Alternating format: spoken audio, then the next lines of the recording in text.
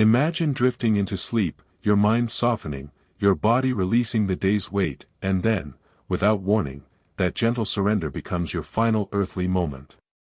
What happens when you die in your sleep?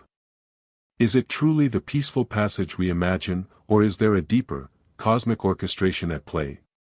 This question has haunted humanity for centuries, blending mystery, spirituality, and science. Drawing from Edgar Cayce's teachings and weaving in modern perspectives, let's embark on a journey to uncover what happens when the soul slips away in the quiet of the night, exploring the profound beauty of this transition and what it reveals about our eternal nature. Every night, as you close your eyes, your consciousness shifts, stepping into a realm where dreams blur the line between reality and something more. Edgar Cayce, the famed mystic, suggested that sleep is a rehearsal for death, a nightly practice where the soul detaches from the physical body to explore unseen dimensions. When someone passes in their sleep, it's not a jarring unplugging but a seamless continuation of this process. The body, already accustomed to releasing the soul during dreams, simply doesn't call it back. I've always found this idea comforting. Death in sleep feels like choosing to stay in a beautiful dream. Unlike waking deaths, where fear or pain might grip the mind, the soul in sleep is unburdened by ego, slipping away as naturally as exhaling. Science supports this. Medical reports often describe those who die in sleep as serene, their faces untouched by struggle. This tranquility hints at a deeper truth. The soul knows the path it's taking, guided by an innate familiarity with the journey beyond. But what does this mean for us? It suggests death isn't an end but a transition, like walking through a familiar door. My own reflections on this make me wonder if our fear of death stems from misunderstanding its nature. If sleep is a daily microcosm of this process, perhaps we're more prepared for eternity than we realize. The soul, Cayce argued, uses dreams to map the spiritual terrain, so when the final moment arrives, it's not stepping into the unknown but returning to a place it's visited countless times. Cayce's teachings emphasize that sleep isn't just rest, it's a portal. During dreams, the soul ventures into astral planes, connecting with spiritual realms and even loved ones who've passed. These aren't random wanderings but purposeful explorations, preparing us for the ultimate transition. Think of those vivid dreams where you're flying or meeting someone who feels profoundly real. Cayce believed these are moments when your soul practices detachment, learning to navigate without the physical body's constraints. When death occurs in sleep, the soul follows these well-worn paths, making the transition feel instinctive. This perspective shifts how we view sleep. It's not just downtime but a sacred space where we rehearse eternity. I've had dreams that felt more vivid than waking life, leaving me with a sense of peace I couldn't explain. Science, while skeptical of astral travel, acknowledges that REM sleep activates parts of the brain tied to memory and emotion, suggesting a deeper cognitive process at work. Could these be glimpses of the soul's broader existence? The idea that our nightly dreams are dress rehearsals for death invites us to pay closer attention to them, perhaps even journal them, to uncover the wisdom our soul is quietly gathering. What happens at the exact moment the soul leaves the body during sleep? Cayce described it as a gentle expansion, like a flower blooming. The electromagnetic bond between soul and body weakens naturally in deep sleep, allowing the soul to slip free without resistance. This isn't a violent break but a soft release, as if the soul recognizes the sensation from countless dreams. Medical observations align here. Those who die in sleep often show no signs of distress, their bodies relaxed, their expressions calm. This suggests the soul doesn't fight the departure but embraces it. Reflecting on this, I'm struck by how this process mirrors nature's cycles, ebb and flow, expansion and release. It's a reminder that death, like life, is governed by universal rhythms. Modern neuroscience offers a clue. During deep sleep, brain activity shifts to low-frequency delta waves, a state where consciousness seems to dissolve. Perhaps this is when the soul, unencumbered by the brain's chatter, aligns with higher dimensions.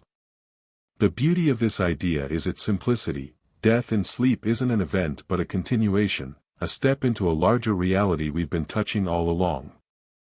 When the soul fully separates, something extraordinary unfolds, an awakening more vivid than any earthly experience. Cayce taught that this isn't a fade to black but an expansion of consciousness, like water bursting from a dam. The soul, freed from physical limits, perceives dimensions beyond our comprehension. Time becomes fluid, space irrelevant, and thought manifests instantly. Those who've studied near-death experiences describe a radiant light, not external, but the soul recognizing its own luminous essence. In sleep-death, this awakening is gradual, easing the soul into its new reality. This concept reshapes how I view death. It's not a loss but a liberation, a return to a state of boundless awareness. I recall a story from a friend whose grandfather passed in his sleep, and she dreamt of him that night, radiant and joyful, as if he'd shed decades of weariness.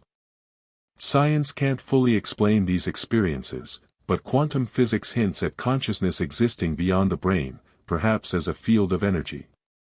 This aligns with Cayce's view: the soul doesn't vanish but expands, reconnecting with its eternal nature. It's a hopeful reminder that what we call death is just the beginning of a grander adventure. One of the most comforting aspects of Cayce's teachings is the idea that we don't transition alone. At the moment of death, spiritual guides, departed loved ones, angels, or advanced souls, greet the departing soul, offering love and guidance.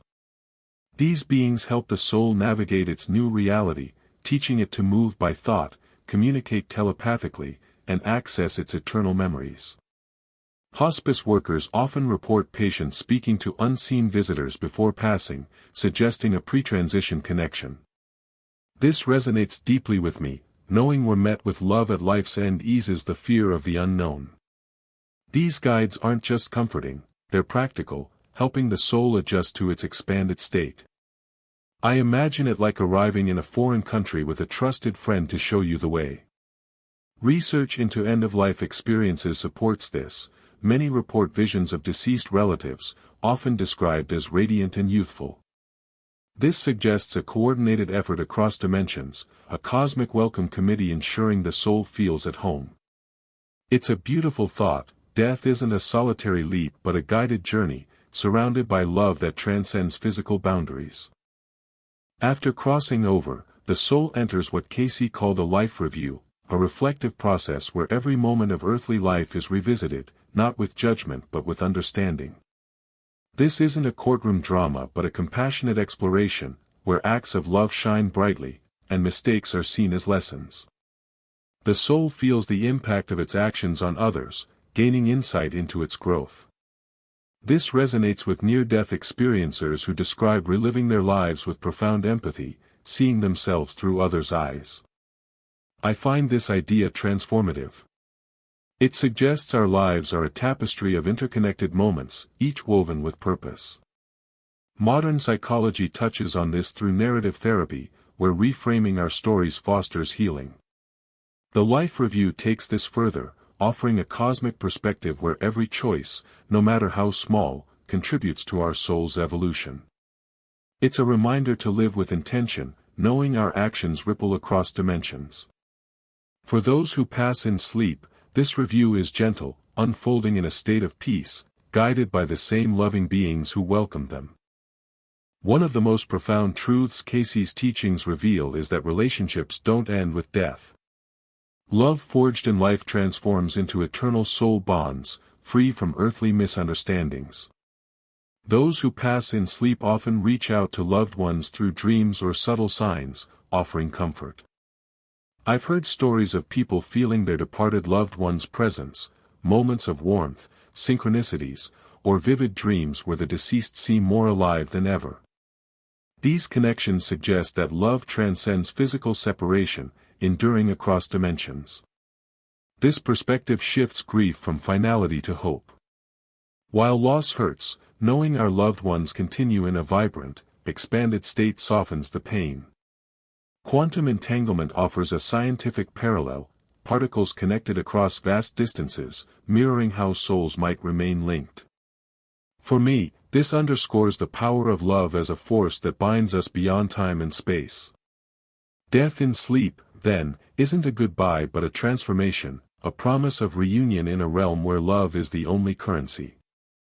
Ultimately, Cayce's insights reveal death in sleep as a gentle step in an eternal journey. The soul doesn't vanish but evolves, moving through intermediate realms toward divine unity. These realms aren't static but dynamic, offering opportunities for growth and healing. No soul is abandoned, even those with unresolved pain are guided toward light. This vision of death as a graduation, not an end, reframes how we live. If every sleep prepares us for this transition, each day is a chance to align with love, kindness, and purpose. Reflecting on this, I'm inspired to live more consciously, knowing my choices shape my soul's path. Science may not yet fully grasp consciousness's continuity, but studies of near-death experiences and consciousness beyond the brain suggest there's more to us than our physical form. Death in sleep, then, is a gentle homecoming, a return to the source enriched by every earthly moment. As we navigate life's uncertainties, this truth offers peace. We're all on an infinite journey, and sleep is our nightly reminder of the home that awaits. This exploration of death in sleep unveils a truth that can transform how you view life and beyond. If these insights have sparked curiosity or brought comfort, don't stop here. Subscribe to our channel to dive deeper into the mysteries of consciousness and the soul's eternal path.